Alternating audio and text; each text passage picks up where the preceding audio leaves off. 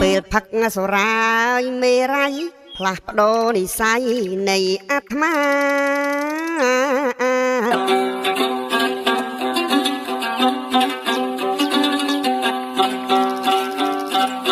មុនដំបងគឺជ្រួញចិញ្ចើមដំណាក់កាលផ្ដើមផ្សើមចន្ទាក្រញែងខ្លួនខ្ញាក់ស្វាគមជាតិស្រាជ្រាបចូលហើយណាក្តៅពោះងុំ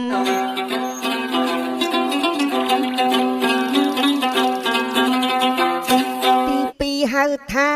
សម្បើមយៈអាក្លើមរៈមាត់តូចមាត់ធំដើមខ្លាសំដីខ្លះហើយណាអ៊ំរួចរៀបរាប់ថាស្គាល់ខ្ញុំដែរឬអី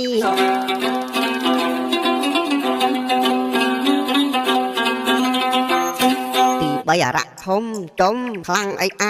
ដែលខ្លាចអាណាអញនេះវៃ